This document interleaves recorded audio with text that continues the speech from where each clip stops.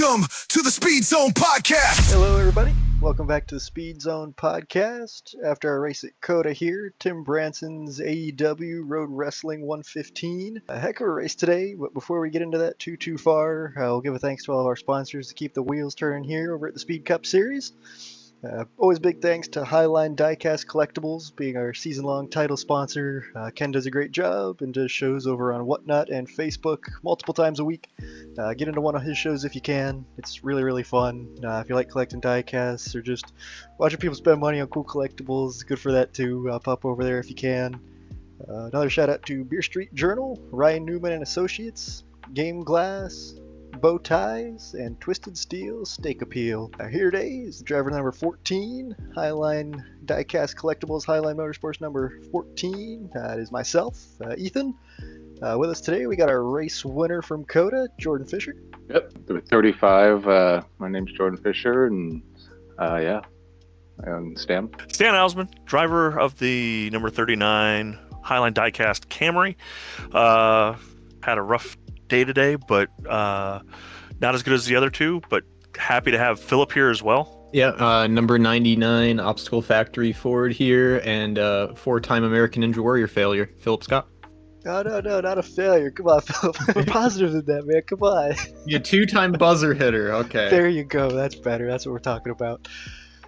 Speaking of buzzer hitters, so the one who hit the buzzer on this race today, Jordan, you want to give us a rundown on how your race went, important events, strategy, fun stuff? Yeah, I mean, today was definitely eventful. It was kind of a workout. So, I mean, strategy was just, be consistent out there with saving tires throughout the run, and just kind of put a gap on there, and, not over, don't push myself too much. So I did get involved a little bit with one of the lap cars, so that was definitely my bad. I could have definitely gotten them around a little bit better, but besides that, once we got going again, and I think the caution came out around like lap 34 or 33, so we all pitted and about 20 laps to go, or 15 to go from there, and it was just smooth sailing, just kind of run my pace, and I was able to bring it home tonight. It was nice. Heck yeah, congratulations on that. You had unbelievable pace all night. It was a pain trying to keep up with you, that's for sure. I don't think I saw that car step out on you at all when I was behind you. I was like, man. Yeah, I know. No, but it definitely felt like the rear would want to come around as the tires would wear. I know like the right rear tire was really important around here, so these stock cars are really hard to slow down, and it takes a while to slow them down. Kind of just being patient with getting them down to speed, and especially with like all the elevation change around here at COTA. Yeah, as the run went on, I think at a turn 1, 6, 8, and out of the last corner, I was starting to struggle with worn rear tires later in the runs. With that, Philip, you want to go through your race? Yeah, it was definitely just like it's probably the most physically intense race I've ever been in. I've raced in a bunch of random stuff. One time I did like a 6-hour Nürburgring solo race and stuff, but it didn't even come close to this. Like how on edge the car is, and how you had to manage the throttle and the brakes and everything. Like you had to there was some downtime where I kind of like managed my efforts, like anticipating when I was kind of in no man's land and anticipating the yellow. I just kind of like backed it down there, but yeah, near the end of the race, the last like 10 laps or so, when I was hunting you down, it was like a total just like pure concentration. I was wiped out after it. Oh yeah, sweating. Mentally fatigued, physically fatigued. Yeah, for sure. With that, I guess I'll go into my race. Finished third tonight. Car was pretty quick. Qualified second. Ran there pretty much all race. Heck of the battle with Philip and Grant that last run there, and just spent the whole race looking at Jordan become an ant in the distance every time the run got a little bit longer. It was all about consistency. I couldn't push too hard trying to stay with you, or I was going to make a mistake and bin it. So I just settled in like the 38 to 39, 138, 139 time range on laps, and just made sure I was hitting the braking marks. And shift Yeah. points and just not letting the car get out of control too much. Keep the tires underneath it and just enjoy the battles that were there, not force ones that couldn't happen. I did have a couple run-ins with some lap cars tonight that I do want to apologize to. Colton, Garrett, and Tim I got into today at one point or another, just from trying to fight for more position that I probably should have with a lap car. So in the end, that's on me. Apologies to them, but the racing was really good out there for the most part for the night. Happy to come away with a podium. Hope to do a little bit better in the coming weeks. How's your race, Dan? It was a race. I would have wished we would have been at Texas Motor Speedway as opposed to COTA, but just not the week leading up to prepare. I mean, especially with this only being the second time we run the West course, I guess is what it's called, or the NASCAR configuration. But just didn't have the time to get the practice and seat time in, and it definitely showed today. Just tried to settle in. I was running behind Minazzi for a little while, just trying to say my stuff. It was going to be a long race. Unfortunately, got kind of caught up in something and went downhill from there. This place was really fickle on tires. If you not so much wearing them, but if you overheated them, you were on an ice rink. You might as well just go ahead and come in and take 4 tires if you spun, twice within a couple of laps. But try to stay out of everybody's way. Turn 6 bit me. Kind of funny. I felt bad at first because Martin and someone else was right behind me when it bit me, but turns out that they hit in a completely different area. So it was like they were going to miss the turn anyway. So, just trying to, I don't know, limp around. The last 10 laps I literally was just trying to complete so I could pick up 2 positions, and then I took it to pit road to finish the last one. So but overall good race, good crowd. I mean, 36 for road course is always cool, at COTA. So it's good seeing a big group out there today, and we'll try to get them next week. Of course. Next week we got Phoenix coming up, if I remember right. That's right, Stan? Got Phoenix coming up. Heck yeah, Phoenix is a good track for the league usually, so hopefully we can have some real fun running there. Oh, definitely. It's the last week that the top 25 from last season kind of are guaranteed. Then after that, it's an open season. We had 43 for the first race at Daytona, and since then we've been in the mid 30s, which is a good place to be. Phoenix only has 40 pit stalls, so only 40 guys will start next week. But more importantly, this week was a pretty much a waxing handed to us by Jordan. I mean, how many laps did you end up leading today? All of them, I think. Yeah, pretty sure. I led all of them. So yeah. I was gonna make the point, I'm honestly I've never been a part of a league where there was 30 plus cars on a road course like this. So that was really, really cool to see everybody show up for this event. So yeah, especially usually most leagues road courses, especially something like COTA, where it's just one of the most technical road courses on the planet. It's just it's very impressive to see everybody show up and not be scared away, not be deterred to show up. Obviously, as Dan wrote in the pre-race stuff for the drivers, it's not everybody's going to be on the pace, and it's up to the leading car, the car that's lapping the other car, the traffic, to execute the passes smoothly. So it definitely had a very endurance race vibe, because there was a lot of lap traffic, and you had to be patient, pick where you were gonna make your move and stuff.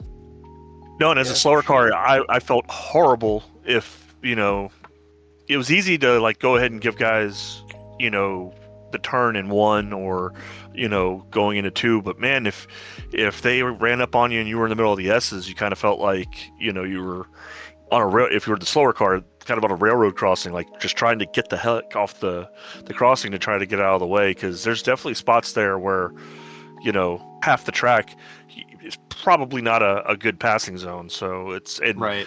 And to say that cars were slower, I mean, it was a difference of I think 10 seconds at the end of the day between the fastest and the slowest. So it's just that's one thing. We're an open league. As good as you want to be, to as new as you want to be, come as you are. So and that's on ovals you don't quite see the disparity, but man, on the road courses you definitely can. Yeah, and at a track like this, I'd say this road course probably has the most disparity out of any of them, just because of how many corners there are and just like the way the corners are, and people's technical. Yeah.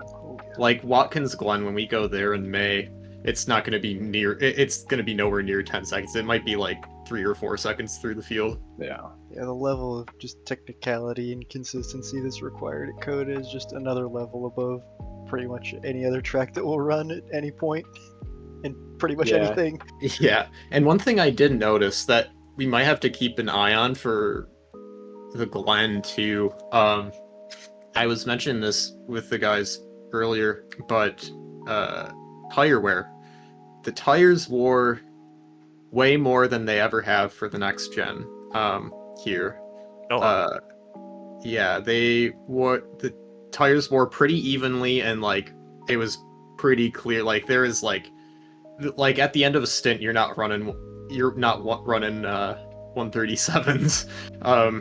It was very interesting. It felt like it was the first time it felt kind of like how like Xfinity cars feel at road courses in terms of tire wear. Obviously, it's twitchier than an Xfinity car, but in terms of the traction battle, that's what it felt like to me. Well, and another thing, in Jordan didn't race with us last season or in 2025A, but Philip and Ethan, obviously y'all did. We purposely made this race a little longer and took a little bit more fuel out because we did not want it to end up being a one-stop race. So, because if that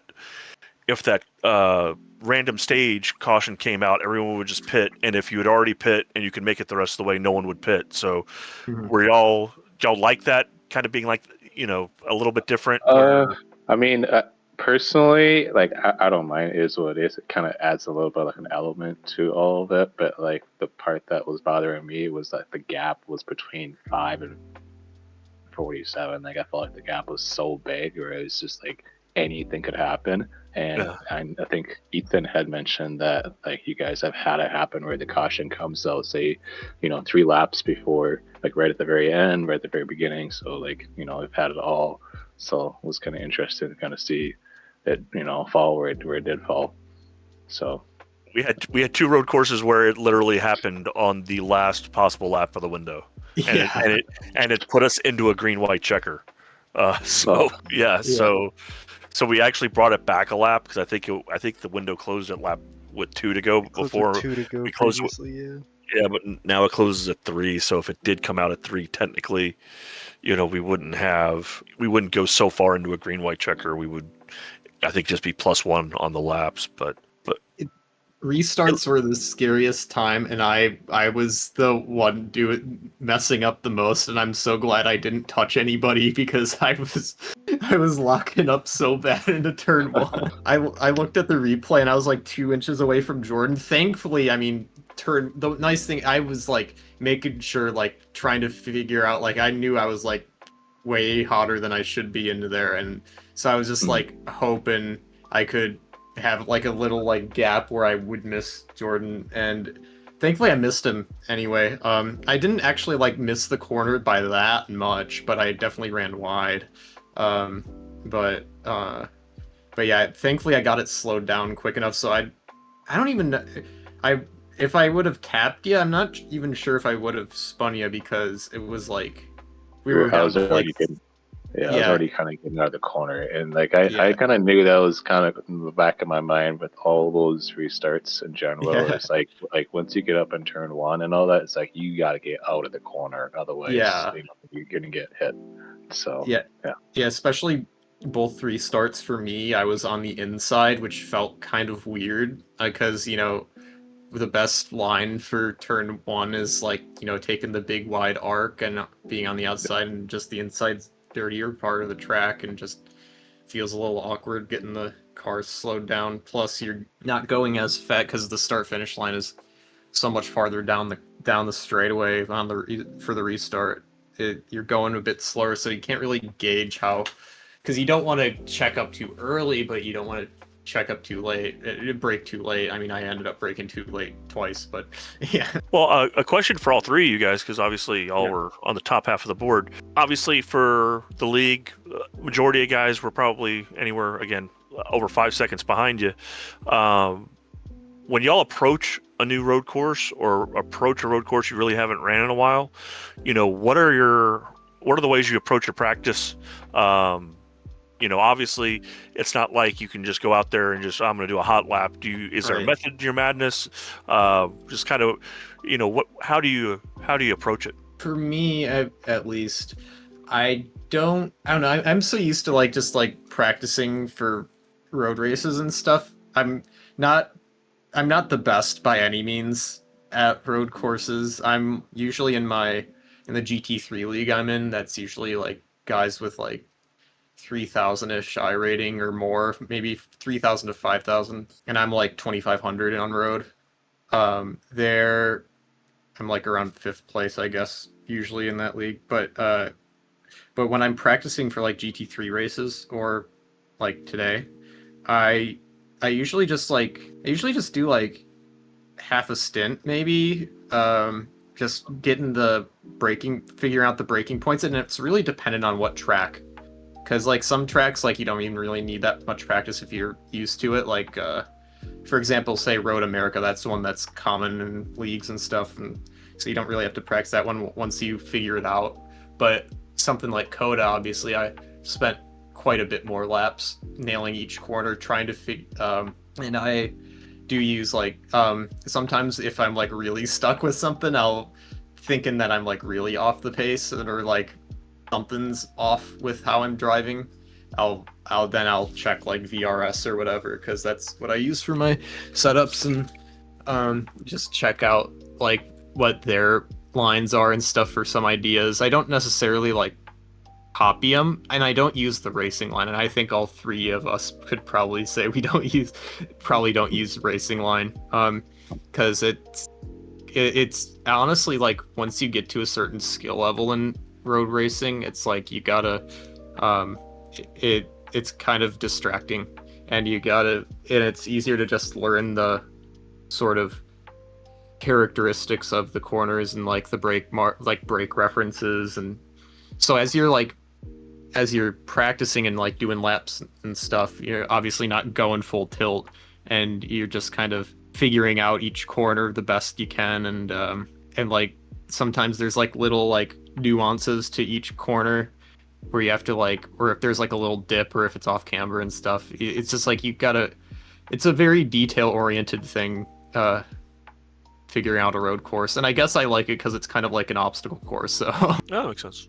That makes sense. I'm interested to hear how you guys approach road courses. For me, it's pretty similar. I also come from like a GT3 prototype racing background, so I'll go out and like I don't really care at first if I'm like on pace, but I'll like get a feel for the braking zones, how the car reacts to like the stock configuration and whatever setup I'm using. Get a rough idea of the visual points on the track, braking zones, turn-in points, where you want to position the car in the exit of corners, like you said, the characteristics of the corners, kind of, if you will. That was a good way of wording it. And just kind of get comfortable with it, and then I'll just slowly keep picking the pace up until I feel like I'm comfortable enough to be on pace. And then I feel like if, like in this example, I saw that Jordan was running 36 or 136s every once in a while in practice. I was like, oh my god, that's insane, I have to be faster.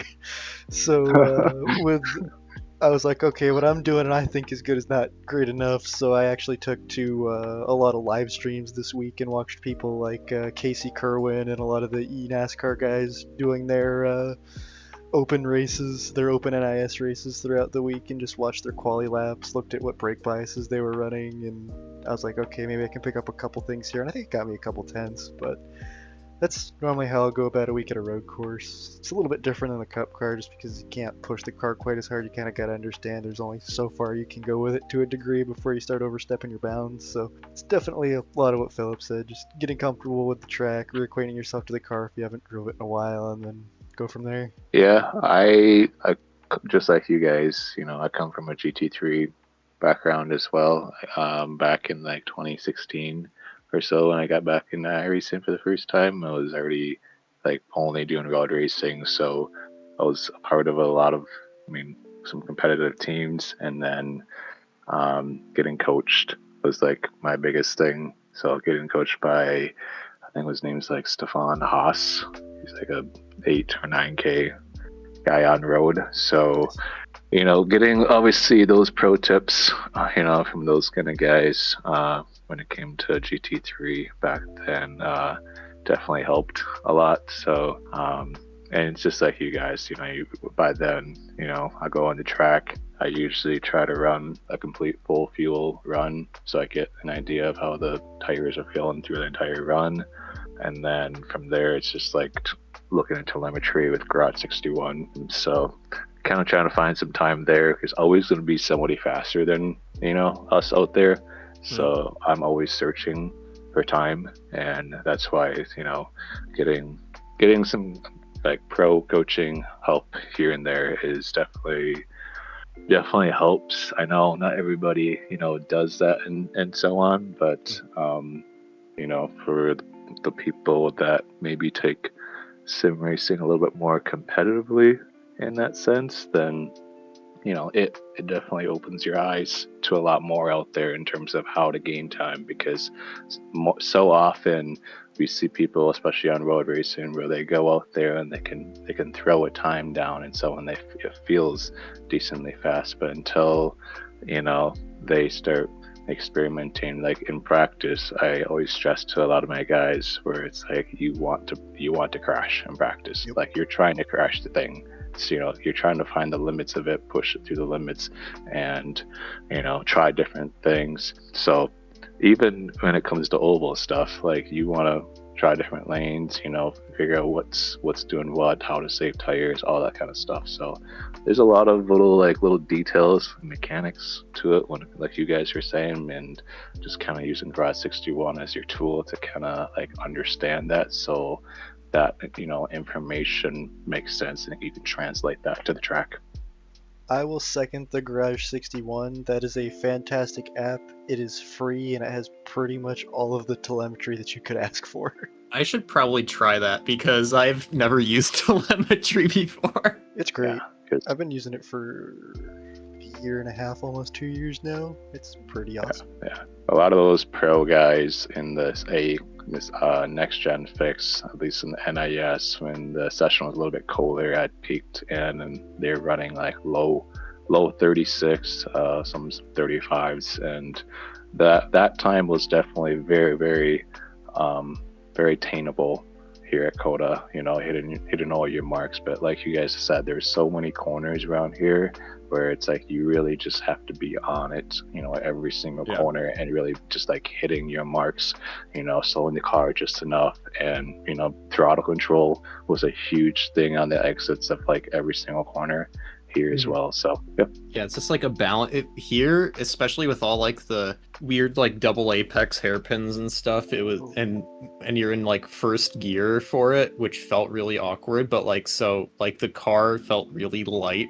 while it was rotating, and you just had to like keep the car like half throttle until you like were straight pretty much out of the corner. Yeah, it would like hop sometimes, especially in like turn one. And you just have to like hold it there. Yeah. Oh yeah, the wheel hopping. That was crazy. That got me in turn one once. At the end of the first run, I went for a little ride. I just downshifted too early and rear end started hopping. I was like, uh-oh. For COTA, is there like a favorite spot of the track for you? Favorite turn? Favorite combination of turns? That like that. At least when on some of the road courses that I'm better at, like when I nail the S's, coming up through the S's, like at Watson's Glen or something along those lines, like a tuning fork kind of rings. Was there a place at COTA where it was like, this is my area, I know I'm better than everyone else here, and it's an area you just smoke through, you enjoy driving through? Well, for me, I would probably say, at least when I was hunting down Ethan, I was like gaining a good chunk of time in the S's. Like I was like really making it. And I think I only ever got like 1X that whole time I was like chasing Ethan in the S's. Like I was, because obviously it's a fine line with with the track limits there. But yeah, I just remember I was just like really whipping through the S's quite a bit faster, and I felt fast. That was like the one section where I like felt fast. I felt like you said tuning forks. I felt in tune with how the car was handling. I could see you getting bigger in the mirror through there. Yeah, I was like, I was I'm not gonna let him push me. I'm just gonna keep doing my Yeah. thing. Yeah, I was just whipping the car through there. Yeah, similarly, it's not my favorite section of the track, but I noticed I was pulling people through there. The 6 and 7 complex, those just two slow, awkward double left-handers. I was able to get into 7 really well, like to the point where I was scared I was going to run people over, and I saw it as an opportunity to make some passes where it's not really a passing zone, so which helped me in traffic, but also kind of got me in trouble, because I don't think some lap cars expected me to try to make a pass there. But I was able to notice you'd close in on me through the S's, Philip, and then I'd be able to yard it back a little bit through those 2 corners, and then we'd be even through a lot of the rest of the track. Yeah, the west shortcut. Yeah, like that corner exit of that, because it's so weird, because it's like you're getting back on the throttle, but it's like blind. Both corners are blind because of the barriers, and you're just, and yeah, you were using a lot wider of a line. You were like completely off the curb on the right side, going to the hairpin, and I'd go to the other side because I was afraid of wheel hopping because it was such like a wide turn, but you were making it work. Yeah, I don't know if Jordan will agree with this, but went back yesterday and I was watching some of his faster practice laps versus mine just to get an idea what he was doing different to be so much faster. And dude, you were like 5 to 8 miles an hour faster than me through the S's and through the long right-hander towards the end of the lap after the Echo Park Bridge. I was like, how are you that faster there, and how you have that much grip through there? And that's where you were yarding me again tonight. Yeah, I noticed that the more left you were of coming off of turn 2 and to enter into the S's, the slower you were going to be by the end of the S's. So you had to be all the way to the right side of the track. Because like I would shift up to third and let it just like, because I could just leave it in second, but I'm gonna shift up to third to let the car roll so I can keep it on the right side of the track, and then by the time I'm entering into the S's, I could just be full throttle and I wouldn't shift down to second gear until like I'm getting to like the final 2 parts of the S, as we're getting out. So just being able to keep it in third gear, and I'm just like, I would just kind of hold the brakes, as I go on over each of the curbs, and then kind of throttle, just kind of, using both pedals at the same time, trying to like push myself, through the S, especially once I get towards the end of it. Then you're just kind of like trying to, you either you're staying all the way to the right side and then, sweeping in, or you're diving down for that barrier, which, we saw a few people hit tonight. But I personally really love after 6 and 7. That whole complex, where we're going left, right. That part is very, very technical. It's all low speed corners, and you really have to be disciplined and patient. The more patient you can be, the better you're going to be with just kind of flowing through that kind of section. And then when you kind of get out, you just kind of throttle control in first gear, and it's a very technical section for sure. And those double right-handers after the Echo Park Bridge, the third to last and fourth to last corners, I want to say, you were carrying a lot of speed through there too. Like when I tried to carry the speed you were carrying, I just plowed. Like I would just get tight, go off the track. I was like, how? Yeah, I would drive all the way over on the curbs, when I would go over on that, and then just like blip the brake just a little bit just to keep it all the way there, and then shift up the third super early, just to kind of maintain it all the way to the right side of the track. Okay, I'll keep that in mind for next time. Yeah. I was doing the same thing, but I wasn't able to get it to stay on the same line with the same speed. I think you were definitely entering wider than I was, and then keeping it lower through that center section. Just carried more momentum. Well, enough right left. We go to Phoenix. We go back to the ovals next week. what are you guys looking forward to there? I know Phoenix has been pretty much the last race of the season, the past few seasons on the speed schedule, but track you look forward to, track you don't. I that was my first race here last year, and I led the whole race until I put it in neutral and stalled the car in the pits. And I finished third. So I like Phoenix. I forget exactly how I did in Phoenix. How I did at Phoenix last season. I gotta check. But I know that was when Ethan went on a tear after you got in a couple wrecks early in the playoffs, Ethan, and then I remember you went on a tear like winning Martinsville and Phoenix, and or I'm pretty sure you won Phoenix. Yeah, I blew an engine at Talladega while Oh, pushing the yeah, top that's right. line. And I was Yeah. the only person to DNF out of that race, which was insane. And then I got taken out by a crash on the front stretch after leading, but getting caught on the wrong side of a pit strategy at Vegas. And then I Okay, won yeah, Martinsville, won Phoenix, and went from the back to third at Homestead.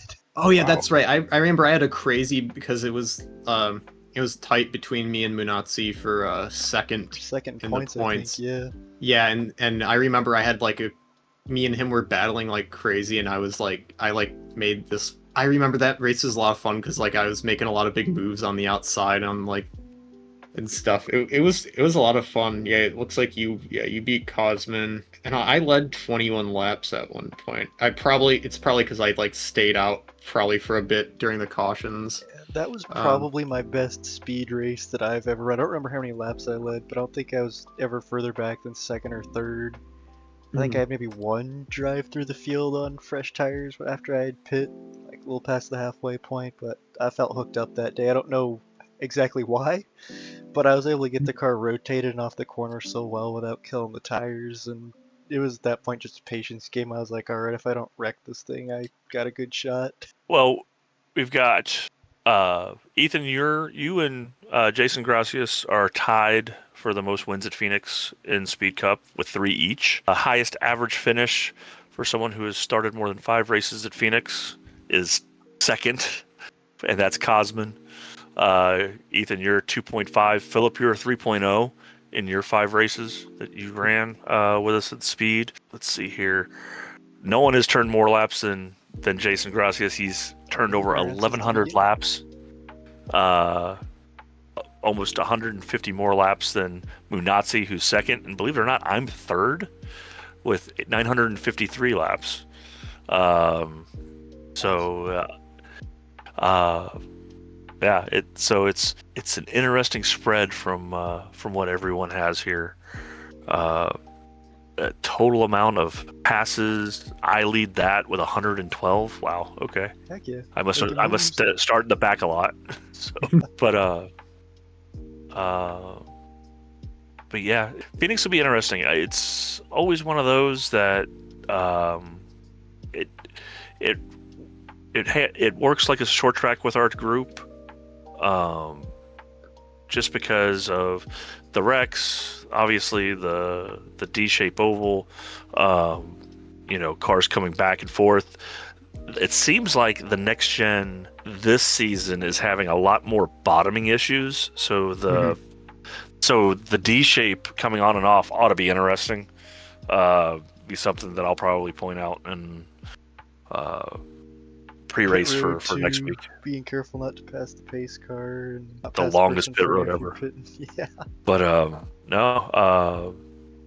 Jordan, I mean, obviously first 3 races with us, 2 kind of pack tracks, one road course. How are you on those kind of intermediate type tracks? Gonna have to find out, that's all I could really say, He's good. So, He's good. we're gonna see where I stack up against you guys out there. I'm really excited to get into the meet and greet of the schedule.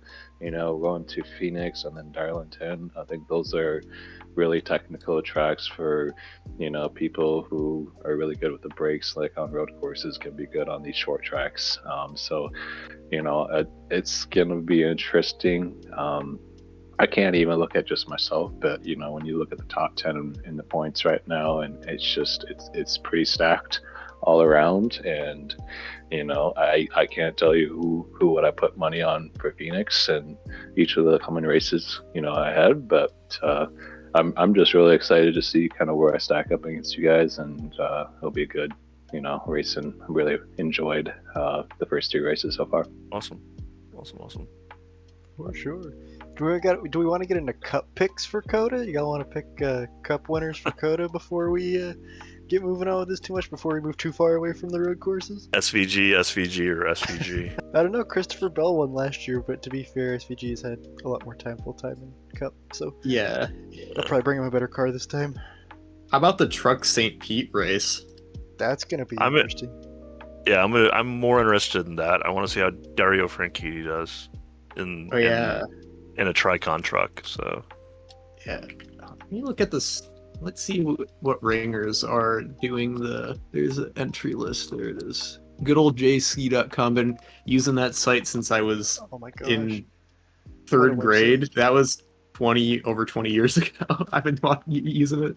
Entry list: St. Pete, Franchitti, Carter, Adam Andretti. Oh yeah, Colin Brown, who used to be in the truck series like ages ago. Then he became like a prototype road racer. And so he's going to be in the college all-star truck. He could win it. He's really good.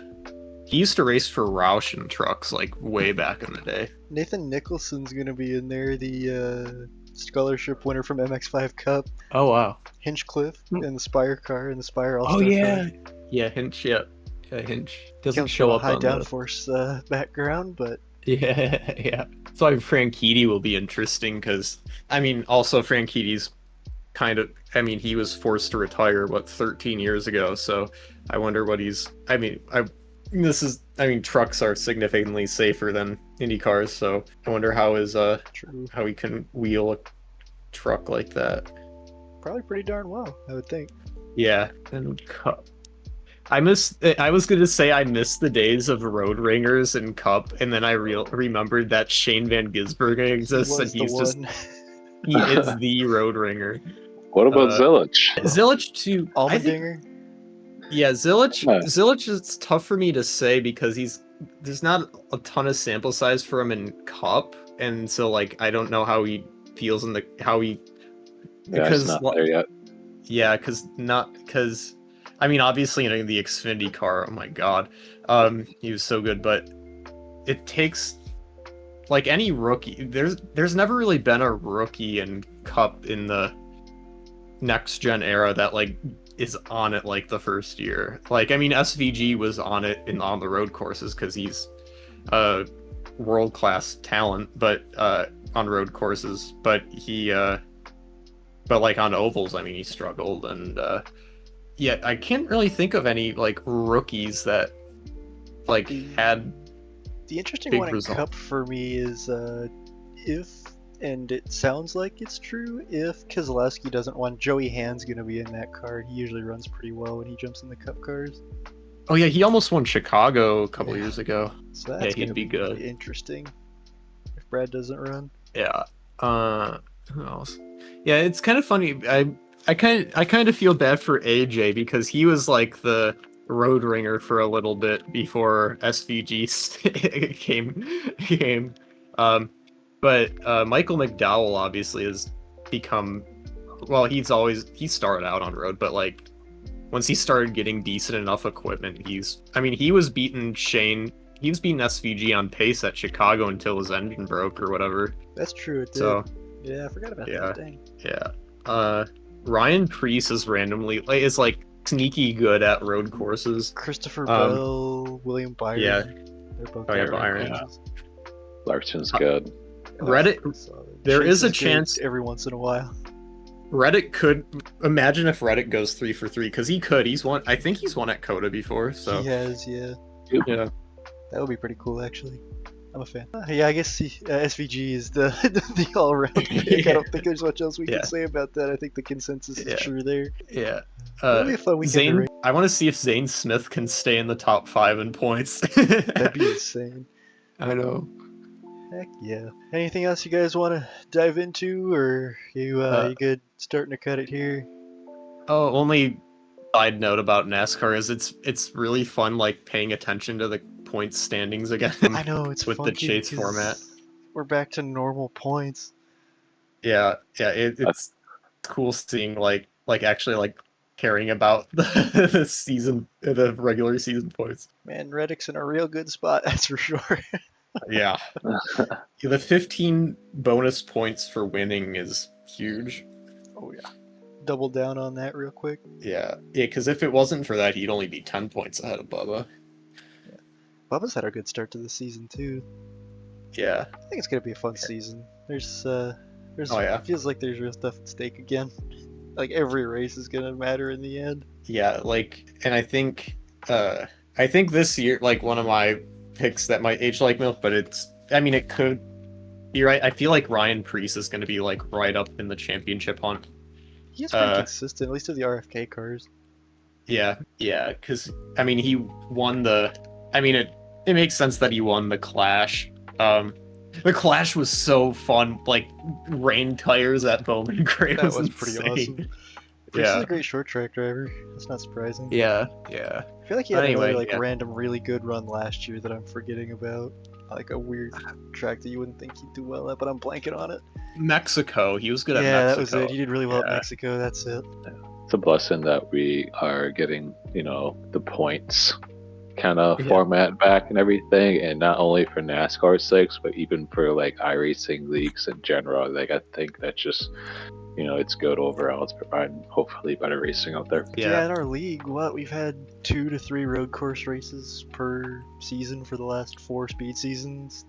That's been pretty awesome. That's awesome. I think the only road, if it's in the schedule, why am I blanking on it right now? The race at what's that new road course race? The one at the naval base. Why am I blanking on it right now? If that gets put in iRacing, that might land. San Diego. Yeah, San Diego. Yeah. Yeah. If that gets into iRacing before we run that, there's a chance that could be in next season. That would be pretty cool.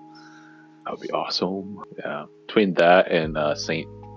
Pete's, are like the 2 tracks that's kind of rumored. Yeah, that's awesome. Hopefully they have a good race and they want consider bringing the Cup cars there at some point. Yes. That'd be pretty awesome. Yep. The Xfinity and Trucks and Arca used to race at Mid Ohio up here by me, and I missed that. They don't anymore. Oh yeah. That was good. That was always fun. I'm sad that there's only 4 road courses this season in Cup. Because Roval, they moved Roval's it gone. back to the Oval, and then Chicago isn't there. No Mexico either. I can accept that one. I like Chicagoland. Chicagoland's at least a good Yeah. D-shaped cookie cutter oval. It's got character. It's different. Yeah. Do you guys feel like there should be at least one road course in the playoffs? Because now obviously there's not. Absolutely. And like that bugs me. Like that does not sit well with me at all in general. So The Glen was 2 years ago when they did the Glen in the playoffs in like September. That was like perfect. Sonoma's awesome. I mean, there's a lot of like the road course racing, in my opinion, is very good. It's just the fact that we've seen SVG absolutely dominate the field from road course to road course, but it's part of NASCAR, so it should be part of the playoffs too, in my opinion. 100%. It just shows the talent of SVG. It's like genuinely insane. Like they brought Will Brown, they brought Brock Feeney, and nobody can even get close to what he did. Yeah, I know. Like Cam Waters. Yeah. He's like holding the clutch and as he's braking, just to like reduce the heat and on the brakes, as he's braking in sense, and then it's just the amount of control that he has with his feet is very impressive. Yeah, I remember because I have a friend in Australia, so I follow supercars. I loosely follow supercars, but I knew about how dominant SVG was in Australia, and I remember I was telling one of my friends to like put money down on SVG for the Chicago race because he's that good, and he won. So easiest money you made of your life, I bet. Yeah, I didn't bet, but I should have. My friend did. For people who want good racing, on like just to watch at the off time of watching NASCAR or whatever you're watching. Watch the V8 Supercars highlights. They race at 1 in Yeah. the morning for most of us. If you're on the West Coast, you might be able to catch one later at night. But if you get up the next morning and want something to watch or do that's fun, the V8 Supercar races are usually pretty awesome. Yeah, it's actually quite a lot like NASCAR on road courses, except I'd say just the something I think it's something with the camber or something, but they're like their corner speeds seem a lot higher and like and it might be the camera work too, where they're like flying through the corners, and it's like pretty similar to cup cars, but they're They just got like on smaller a tires, I think, too. Skinnier tires. yeah. They just slide around more. It's cool to That watch. that's true. They look like really aggressive, like in the corners, and the Pretty drivers are definitely aggressive too. Oh yeah, that's what makes it so awesome. If you don't have Yeah. good aggressive drivers, you're not going to get much out of a race. So it's pretty awesome. Heck, they had like 2 photo finishes last year. Yeah, All right, I think we're gonna start winding down here. It was a good night of racing. Glad that you both could join me, Jordan and Philip. Stan had to Yeah. jump real quick, deal with some kids for the night, but I'm sure he appreciates you guys both coming in as well and having some good times and hanging out with us. You are more than welcome to join. By no means do you have to win or finish on the podium to hop in here. Just give Stan or I a heads up and you can pop in with us in here. Any post-race podcast, you're always welcome. Appreciate you taking the time tonight, and I think we're gonna give her a sign off here. yeah. Thanks for Congrats. having me. Oh, thank you. Anytime. Always come back if you want to. With that, I just want to throw out a thank you to Green Flag TV, Nolan, and everybody over there putting our broadcasts on. It's always a ton of fun to go back and watch the races the next morning. See what we could have done better. Watch the awesome action throughout the field because, like the three of us, when you're running up front, sometimes you don't get to see that. So it's fun being able to go back through and see what happened throughout the race everywhere else. And it really does make it a lot of fun and super accessible for even people who aren't in the league to watch and be entertained. So we always appreciate that. Thank you very much, everybody. We'll see you next week.